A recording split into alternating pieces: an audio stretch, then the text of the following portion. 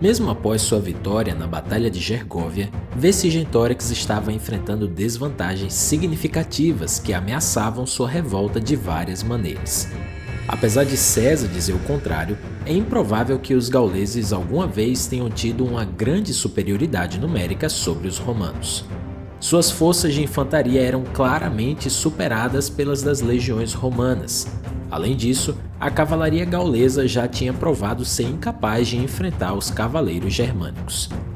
Após uma tentativa de ataque inicial fracassada, os germânicos conseguiram ganhar terreno elevado e lançaram um contra-ataque que forçou os gauleses a baterem em retirada. Diante dessa situação, Vercingetorix foi obrigado a recuar e optou por se refugiar na cidade-fortaleza de Alésia. Só que a marcha de Vercingetorix em direção à cidade teve um custo adicional em termos de baixas. César imediatamente ordenou que a bagagem de sua legião fosse transferida para o terreno elevado mais próximo. Ele designou 2 de suas legiões para protegê-la, enquanto o restante do exército partiu em perseguição a Vercingetorix. Essa perseguição continuou até escurecer, e de acordo com César, os gauleses sofreram mais 3.000 baixas antes de finalmente conseguirem alcançar a segurança de Alésia. Alésia era a capital dos Mandúbios e ficava localizada em um planalto de calcário com uma elevação de aproximadamente 1.300 pés, ou cerca de 400 metros, acima do nível do mar, ocupando um terreno impressionante. Por já saber que César o seguiria, Vercingetorix começou a se preparar para um cerco. Naquele momento, ele já havia entendido a importância crítica dos suprimentos. Então, dispensou sua cavalaria, que não teria utilidade em um cerco, e instruiu eles a convocar o apoio de toda a Gália. Só que logo após a partida da cavalaria, os romanos chegaram a Alésia.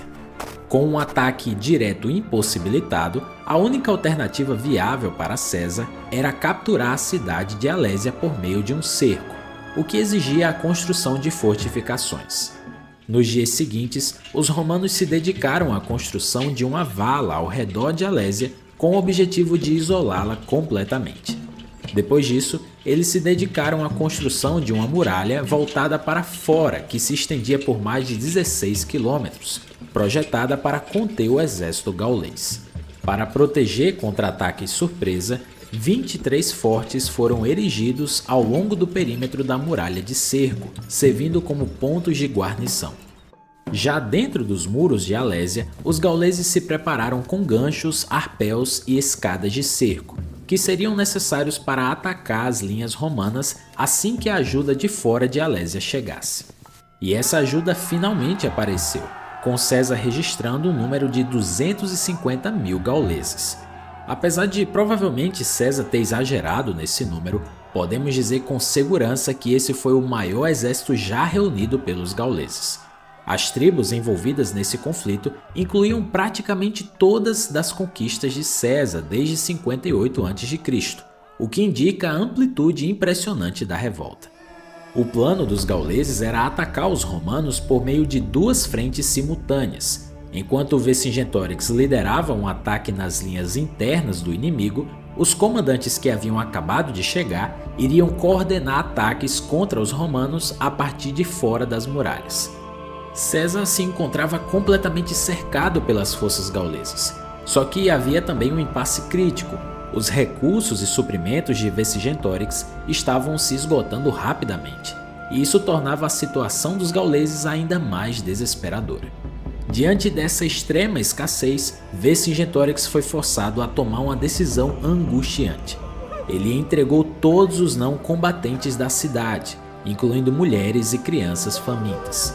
Essa multidão de inocentes se dirigiu em direção às linhas romanas em busca de ajuda, até se oferecendo como escravos, mas os romanos não permitiram que eles passassem. Ao mesmo tempo, os gauleses que cercavam a cidade também se recusaram a acolher essas pessoas de volta.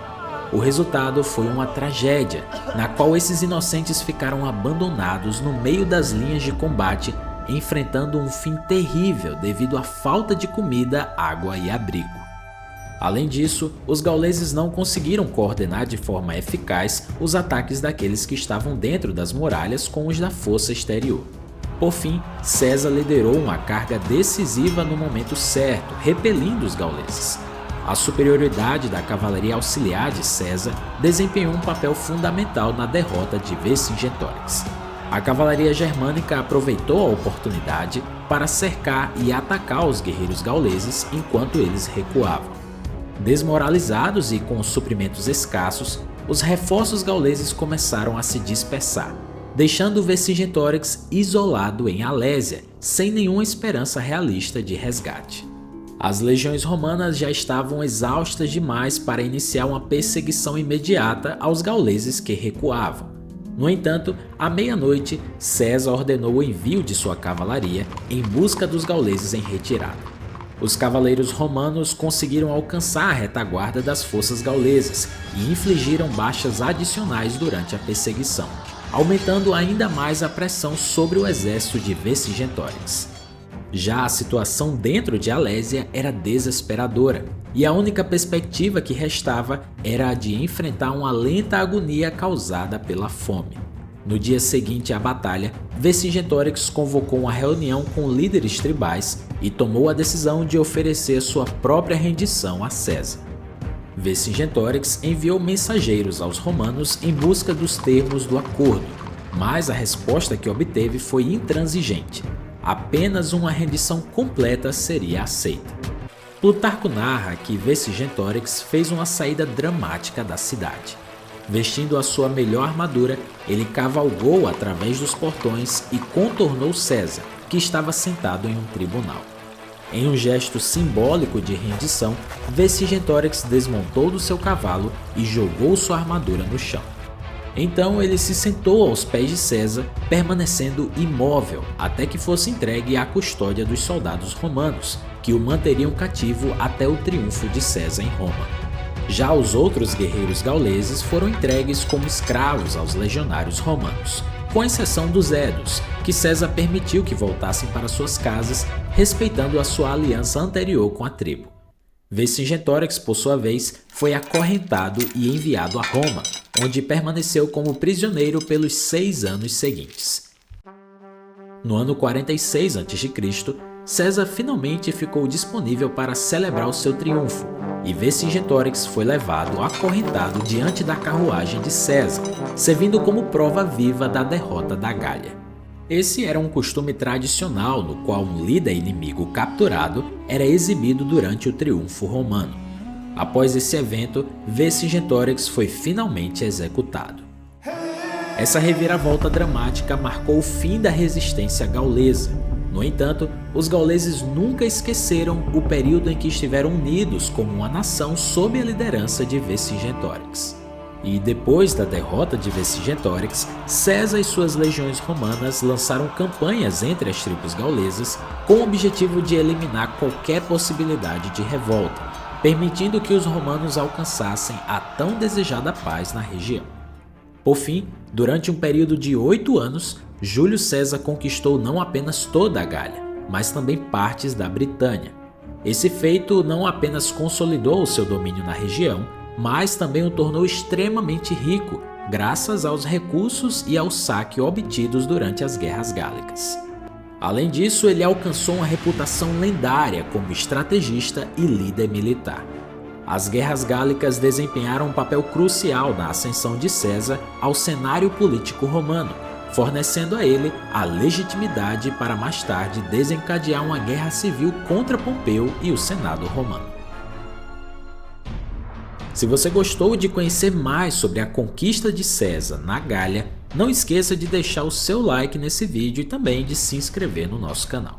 Eu vou ficando por aqui, então até o próximo vídeo.